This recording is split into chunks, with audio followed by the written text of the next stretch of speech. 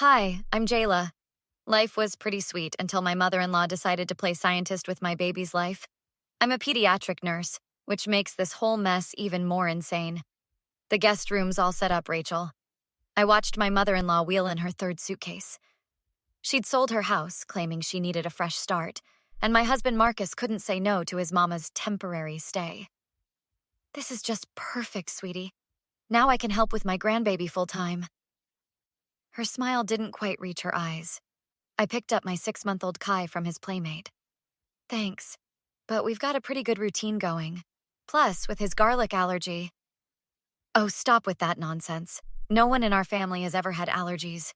Marcus, tell her she's being ridiculous. Marcus looked up from his laptop. Mom, we literally watched him break out in hives at the pediatrician's office during testing. Those doctors just want your money.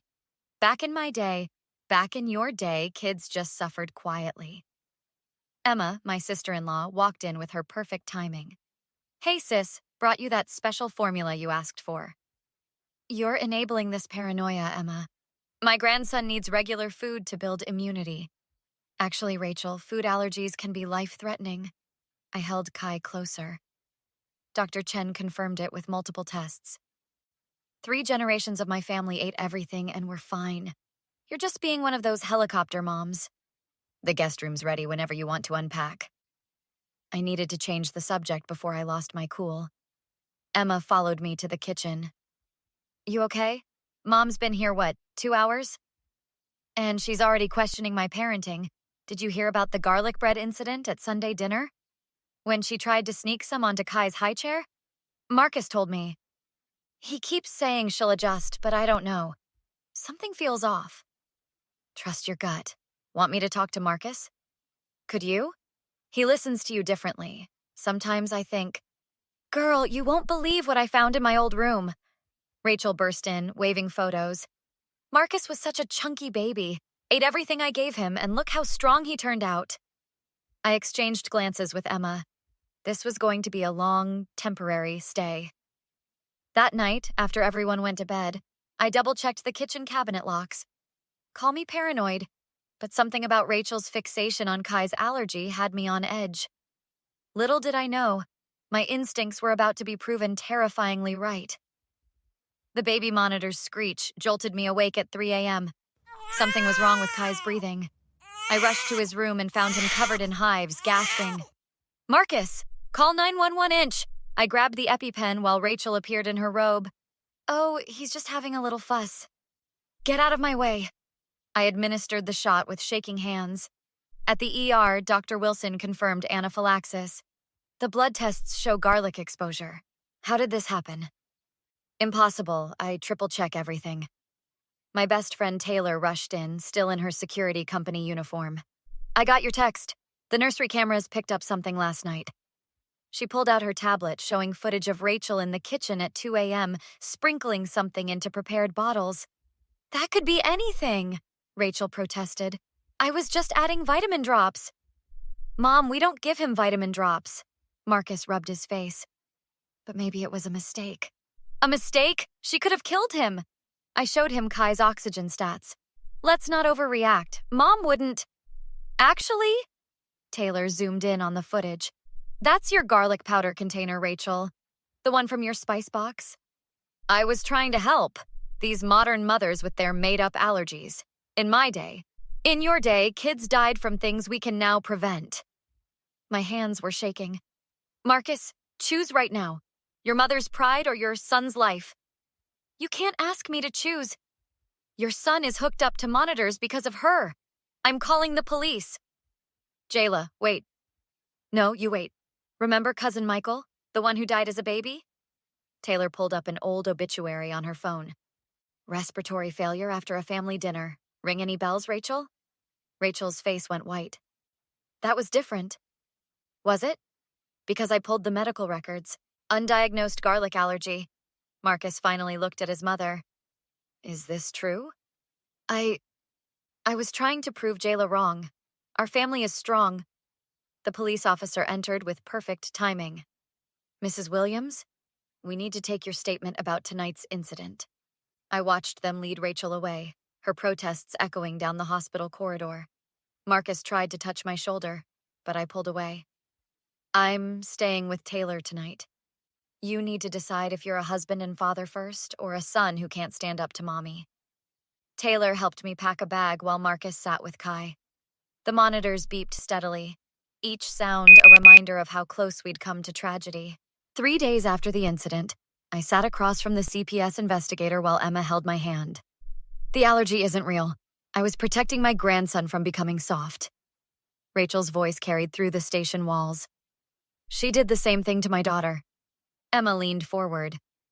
3 years ago, Rachel fed my Sophie peanut butter because she didn't believe in her nut allergy. We cut contact until Marcus convinced me she'd changed. The investigator typed rapidly. Any other incidents? Tell them about Tommy's insulin, Emma. Our cousin's kid. Rachel diluted his insulin because diabetes is just bad eating habits. He ended up in ICU. Why wasn't this reported? Family pressure. But I've got documentation from both incidents. Marcus walked in, looking exhausted. The hospital sent over all the security footage. Mom, she went into other babies' rooms too. What? My heart stopped. She was adding garlic powder to bottles in the nursery storage. Said she was building immunity for all the babies. The door burst open. Marcus, baby, tell them I was helping. Rachel tried to rush in, but officers held her back. No, Mom, I saw everything. The bottles, Sophie, Tommy, all of it. We're done. I raised you better than this. Jayla has poisoned you against me. Taylor arrived with a thick folder. Got the restraining order paperwork, and you'll want to see these social media posts. She spread out printouts of Rachel's Facebook rants about fake allergies and weak modern children. Those are private. Not anymore. The hospital mothers group found them. They're all filing reports. The marriage counselor we'd seen that morning had warned us this would get ugly. Your mother's actions show a pattern, she'd said. Marcus, you'll need to choose healing over enabling. I watched my husband's face as he read the posts. You were planning this all along, weren't you, Mom? Moving in, targeting Kai. I was saving him from her paranoid parenting. You're never coming near my family again. Marcus turned to the investigator. We'll cooperate fully with prosecution. Emma squeezed my hand. The Mother's Support Group wants to start an allergy awareness campaign. Use Rachel's case as an example. Perfect. Let her legacy be a warning to other boundary-stomping grandmothers. Rachel was led away screaming about ungrateful children. The restraining order would be just the beginning. The courthouse buzzed with whispers as Rachel was led in for sentencing. Her country club friends filled 2 rows, their perfectly styled hair and designer bags a stark contrast to their shocked faces. 5 years probation, no contact with minors, mandatory counseling, and full restitution of medical expenses. The judge's gavel echoed. Additionally, you'll pay civil penalties to the affected families. But that's my retirement fund. You should have thought about that before experimenting on babies. Emma's voice carried from our row. Marcus squeezed my hand as his mother's friends approached us after the hearing. We had no idea about Tommy and Sophie. Barbara, her bridge partner, shook her head. All those Facebook rants about modern parenting, we thought she was just being dramatic. She seemed so normal at our fundraisers. Patricia clutched her pearls. We've removed her from the hospital auxiliary board. Taylor appeared with a stack of papers. The allergy awareness campaign is ready to launch. We're using the settlement money to fund education programs. My grandson almost died because of ignorance. Marcus addressed the crowd. But something good will come from this. 1 year later, I watched Kai toddle around our new house, medical alert bracelet glinting. The support group's going national. Emma showed me the website on her tablet. 5 chapters already. We're calling it Trust the Test. The daycare staff loved your training program, Taylor added, adjusting her new director of security badge. Every center in the district's implementing it. Remember when Rachel claimed she'd fix our parenting? Marcus joined us. Now she's the cautionary tale in medical journals. Did you see her latest court-mandated counseling report? Still claims she was right, but at least she's broke and alone with her theories. The mothers group sends their thanks. Emma scrolled through messages. Your case helped them stand up to their own boundary-crossing relatives. Kai brought me his allergen-free snack. Safety protocols now second nature. Sometimes the best revenge is living well and making sure others learn from your oppressor's mistakes. What would you do if a family member deliberately ignored your child's medical condition? We saw how Jayla chose legal action and public exposure. Would you have handled it differently? Share your thoughts below. If you've dealt with toxic family members dismissing health concerns, your story could help others. Like and subscribe for more real family drama and revenge stories that hit close to home. Remember, medical conditions are not made up. They're real and can be deadly serious. Let's spread awareness together.